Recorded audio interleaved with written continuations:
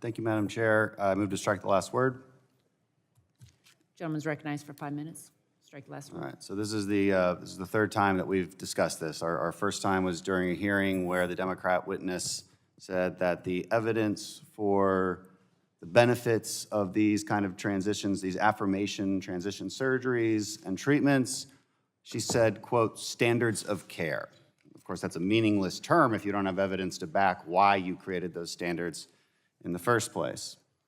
In the last hearing in the subcommittee, I was happy to hear at least a couple of studies cited that would confirm that position.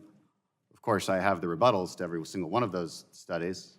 I've noticed that there's no more science being talked about. I've heard it explicitly said that they don't want to discuss the science, but we actually have to discuss the science. And when you establish standards of care, you have to do so through what is called systematic reviews. When you look at evidence-based medicine, systematic reviews are at the top of the hierarchy because it takes into account the way that these studies are done. It takes into account whether they're randomized, whether they're controlled, whether there's placebo effects, all of it. It takes that all into account, then it establishes those standards of care. And in every single systematic review, all 5 that have been done, they find little to no evidence that there's any benefit of this whatsoever. Now, that wouldn't matter so much if there weren't so much risk. But there is a lot of risk.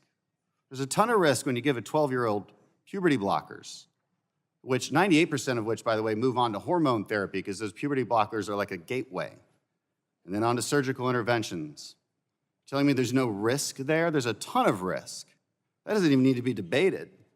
And if you're gonna do something that carries with it a lot of risk, then you might wanna really be sure about the benefits. I keep hearing that suicide, that this will prevent suicides. Zero evidence for that. There's not one systematic review that says that. Now, say the president of the Endocrine Society says it's true, but studies published by the Endocrine Society say there's no evidence to suggest that there's a causal relationship between less suicides and these kind of therapies. These facts matter quite a bit. It also matters quite a bit when you think about the fact that 70% of US teens who present to gender clinics already have comorbid psychiatric diagnoses that precede the onset of gender issues. That fact really matters when we're trying to ascertain what is causing what. I've been called cruel and indecent for promoting this legislation. That's insane. It's been said that Gerald Ford would never support this, would roll over at his grave as he looks at these terrible Republicans saying that 12-year-old girls shouldn't have double mastectomies or that little boys shouldn't be castrated. Yeah. Are we really the ones who have changed so much? I mean, really? I don't think so. I'll tell you what, back when Gerald Ford was president, there was no Democrats advocating for this kind of thing. This is a social contagion that has occurred just in the last 15 years. I don't think any of you believed in this before 15 years ago. This all happened very recently. This is a social contagion. It is a trend that has captured the imagination of some of our most prestigious society and the leaders of those societies, even though the evidence so clearly does not back it up. No, I don't like the fact that we have to do this through the GME funding. But tell you what, we are going to fund the GME program, just like everybody's worried about, we are going to fund it. And we're also going to say that when those residents get trained, they're going to be trained the correct way based on actual evidence-based medicine, not pseudoscience that is based on some social contagion trend. We've put a lot of evidence forward. I'll take on anybody who wants to talk about the studies or the systematic reviews.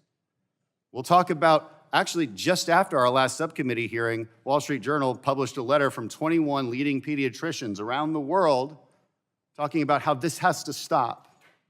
They've stopped it in European countries. They've stopped it everywhere except here.